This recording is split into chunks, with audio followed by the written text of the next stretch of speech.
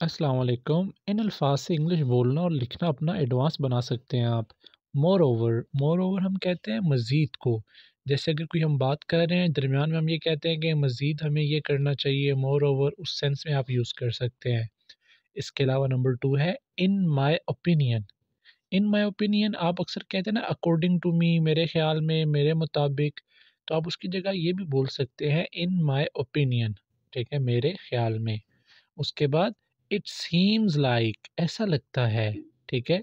अक्सर आप बोलते हैं कि इट लुक्स लाइक या कुछ ऐसा, ठीक है, तो वहाँ आप ये भी लगा सकते हैं इट सीम्स लाइक। सीम के साथ एस इसलिए लग रहा है क्योंकि प्रेजेंट इंडेफिनिट है, लगता है, तो इसलिए एस एस का इजाफा हो गया। उसके बाद है प्रोवाइडेड दैट। प्रोवाइडेड दैट हम तब लगाते हैं जब हम कहते हैं बशर्ते के या इस शर्त पे, तो प्रोवाइडेड दैट आपने लगाना है।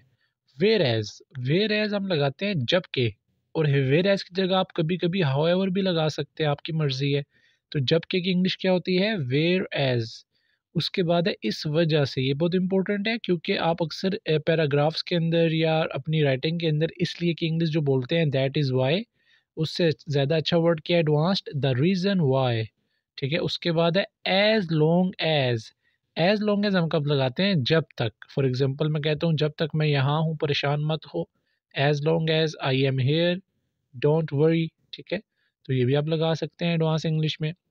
आइए और बताता हूँ मैं आपको।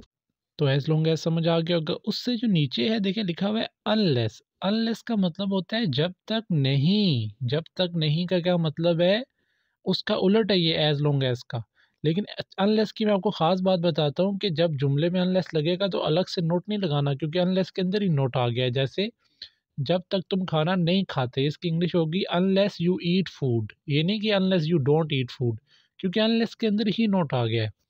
उसके बाद है एज सून एज, जितना जल्दी हो सके, जितना जल्दी हो सके। उसके बाद है अनटिल दैट, तब तक या उस वक्त तक आप अनटिल दैट लगाएंगे।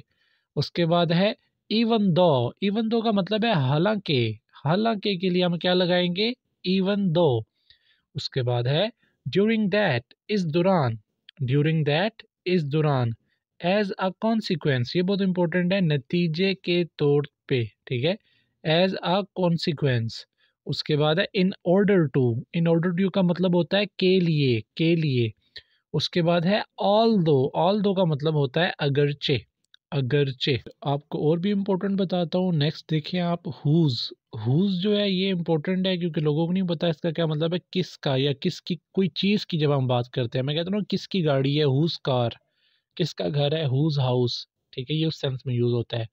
आफ्टर ऑल का मतलब होता है आखिरकार। बिटवीन, ये तो सिंपल है, दरमियान को कहते हैं। हाउएवर, ये दोबारा मैं बता रहा हूँ, जब के भी कहते हैं, वेयर एज भी कहते हैं, जो पहले मैं आपको बता चुका हूँ, इससे नीचे ही लिखा हुआ है वेयर एज, जबकि।